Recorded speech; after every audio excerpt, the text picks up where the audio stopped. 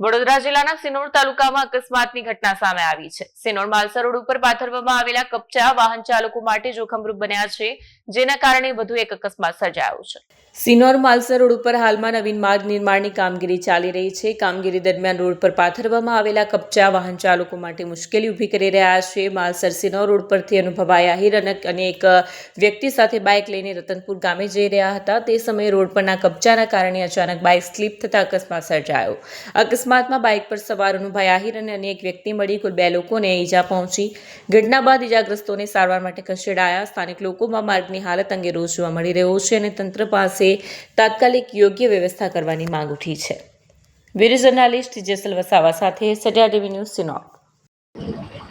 શું નામ છે આપનું અને ક્યાં જતા હતા અને અત્યારે શું બનાવ બને છે અત્યારે અહીંયા? અત્યારે સાહેબ અમે ચાસવડથી નીકળ્યા, હું માલસર રોડ પરથી નીકળ્યા, પાસે 12માં જરા રતનપુર ગામ, અહીંયાથી આ રોડ પર ઉતરીને આ જો એક્સિડન્ટ થઈ ગયો ભારે। આ કાકરાના હિસાબે શું કહેવાય ને, કોન્ટ્રાક્ટરની બેદરકારીને કારણે આ બધું થયું સાહેબ। જો આ પગમાં ફ્રેક્ચર થઈ ગયું, આ હાથે લોહી નીકળ્યું।